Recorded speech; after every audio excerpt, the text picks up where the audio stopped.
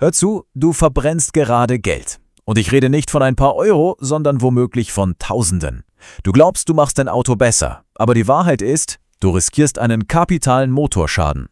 In den nächsten Minuten zeige ich dir nicht nur, wie du dein Geld schützt, sondern wie du die wirkliche, versteckte Leistung deines Motors entfesselst. Glaub mir, was jetzt kommt, wird deine Sicht auf Tuning für immer verändern. So, pass auf. 50 Milliarden Euro. Das ist keine abstrakte Zahl aus den Wirtschaftsnachrichten, nein, das ist die unfassbare Summe, die wir, die Autofahrer in Deutschland, jedes einzelne Jahr für das Tuning unserer Fahrzeuge ausgeben. 50 Milliarden. Wir investieren also ein echtes Vermögen, weil wir alle das Gleiche wollen, oder? Mehr Leistung, geileren Sound, einfach mehr Emotionen beim Fahren. Und die Industrie, die verspricht uns natürlich das Blaue vom Himmel. Aber die wirklich entscheidende Frage ist doch, was kriegen wir am Ende für unser hart verdientes Geld?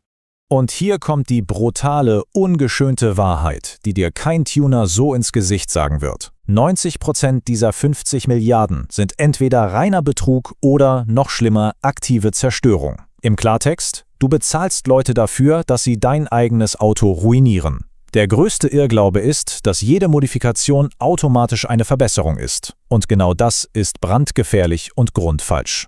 Also, die Frage ist ganz einfach. Willst du weiter zu den 90% gehören und dein Geld zum Fenster rauswerfen? Oder willst du endlich wissen, welche Upgrades dir wirklich brutale Leistung, mehr Sicherheit und am Ende sogar Einsparungen bringen? Wenn ja, dann pass jetzt verdammt gut auf. Alles klar, fangen wir mit den Dingen an, die sich wirklich lohnen. Das sind keine optischen Spielereien. Das sind die Modifikationen, bei denen jeder Euro, den du investierst, die Performance deines Autos spürbar und vor allem messbar nach oben schießen lässt. Okay, tauchen wir direkt ein mit dem wahrscheinlich wirkungsvollsten Upgrade überhaupt. Eine professionelle Softwareoptimierung, auch Chip-Tuning genannt. Du musst dir das so vorstellen. Dein Motor trägt ab Werk elektronische Handschellen. Nicht, weil er nicht mehr könnte, sondern weil die Hersteller Kompromisse für zig verschiedene Länder und Abgasnormen machen müssen. Ein gutes Chip-Tuning ist der Schlüssel, der diese Handschellen endlich aufschließt. Und schau dir mal diese Zahlen an. Das ist kein Hokuspokus, das ist reine Ingenieurskunst.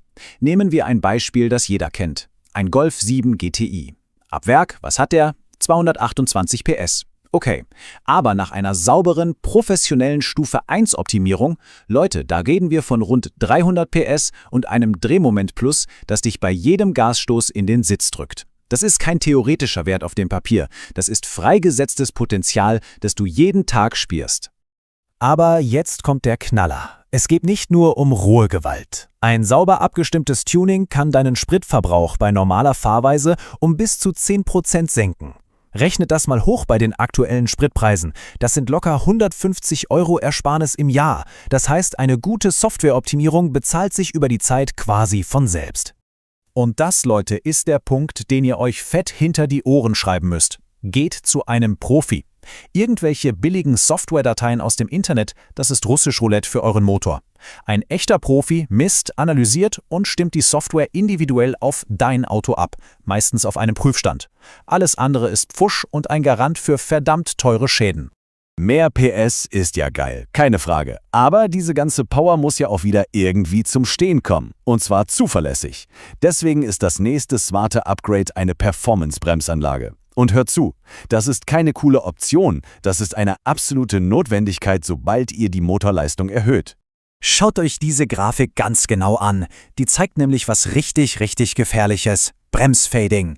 Heißt, wenn ihr ein paar Mal hintereinander voll in die Eisen gehen müsst, zum Beispiel auf der Autobahn oder einer kurvigen Passstraße, dann überhitzt die Serienbremse und die Bremswirkung bricht massiv ein.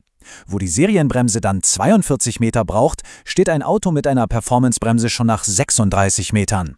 6 Meter. Klingt jetzt auf dem Papier vielleicht erstmal nicht nach viel, oder? Aber Leute, in der Realität ist das die Länge von einem ganzen Auto. Es ist der Unterschied zwischen einem kurzen Schreckmoment und einem verheerenden Unfall. Diese 6 Meter können über Leben und Tod entscheiden. Vergesst das niemals.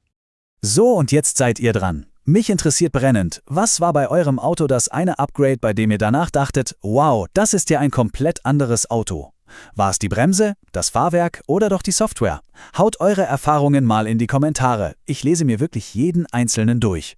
Und wenn euch das hier was bringt, dann lasst doch einen Like da. Eure Unterstützung bedeutet uns alles. Vielen Dank dafür. So, und jetzt haltet euch gut fest. Wir kommen nämlich von den klugen Upgrades zu den absolut dümmsten Fehlern, die man machen kann. Das sind die sogenannten Modifikationen, die deinen Motor nicht verbessern, sondern ihn mit Ansage direkt auf den Schrottplatz schicken. Fangen wir mit dem Klassiker der Selbstzerstörung an, das Entfernen des Drehzahlbegrenzers.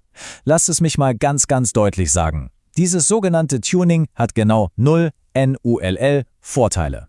Absolut keine. Aber es hat ein maximales Zerstörungspotenzial. Was macht dieser Drehzahlbegrenzer überhaupt? Stellt euch den vor wie die eingebaute Lebensversicherung für euren Motor. Eine ganz simple Schutzfunktion, die verhindert, dass die mechanischen Teile, also Kolben, Pleuel, Ventile, über ihre physikalische Belastungsgrenze hinausgejagt werden und sich einfach selbst zerlegen. Und genau das hier passiert, wenn man diese Versicherung kündigt. Du verschaltest dich mal im Eifer des Gefechts, zack, die Drehzahlnadel schießt in den dunkelroten Bereich, die Ventile kommen nicht mehr schnell genug hinterher, der Kolben schlägt mit voller Wucht auf das Ventil und das war's. Kapitaler Motorschaden, Game over. Ende der Vorstellung. Und die Rechnung für diesen kurzen Moment der Dummheit? Tja, die hat's in sich. Eine komplette Motorrevision. Wir reden hier je nach Auto von bis zu 15.000 €. Für eine Modifikation, die dir rein gar nichts gebracht hat, außer einem Haufen teuren Metallschrott unter der Motorhaube. Nächster Motorkiller, billige Fächerkrümmer. Und ja, ich betone das Wort billig. Ein hochwertiger Fächerkrümmer kann die Leistung durchaus verbessern, keine Frage. Aber der fatale Fehler, den 9 von 10 Leuten machen, sie greifen zum billigsten Schrott aus dem Internet, um ein paar 100 € zu sparen. Ein Fehler, der sie im schlimmsten Fall das Leben kosten kann. Das riesige Problem bei diesem Billigschrott ist die Passgenauigkeit. Die ist eine absolute Katastrophe. Die Dinger sind verzogen, die flanschen undicht. Und das Resultat? Heiße Abgase, inklusive des hochgiftigen und vor allem geruchlosen Kohlenmonoxids, strömen unkontrolliert aus und können in den Innenraum eures Autos gelangen. Leute, das ist kein Witz, das ist eine reale tödliche Gefahr. Und da müsst ihr euch doch mal ganz ehrlich fragen, ist es das wirklich wert, ein paar 100 € zu sparen und dafür zu riskieren, dass du oder deine Familie am Auto eine Kohlenmonoxidvergiftung erleiden? Ich glaube, die Antwort darauf kennt jeder von uns. Okay, atmen wir mal kurz durch. Fassen wir das Wichtigste mal zusammen. Was haben wir heute gelernt? Im Grunde gibt es eine einzige goldene Regel beim Tuning. Und wenn du dich an die hältst, bist du immer auf der sicheren, der smarten und am Ende auch der leistungsstarken Seite. Die goldene Regel ist super einfach. Qualität steht immer über dem Preis. Investiert in geprüfte Teile von namhaften Herstellern und lasst die Arbeit bitte immer von einem Profi machen, der weiß, was er tut. Und das Allerwichtigste? Versteht, was ihr an eurem Auto verändert. Nur so trefft ihr am Ende auch kluge Entscheidungen. So, und zum Schluss will ich's nochmal von euch wissen. Was ist eurer Meinung nach der absolut größte, dümmste oder gefährlichste Fehler, den man beim Tuning machen kann? Schreibt es unten in die Kommentare. Lasst uns zusammen eine riesige Liste der schlimmsten Tuning-Sünden erstellen und so der ganzen Community helfen, diese Fehler zu vermeiden.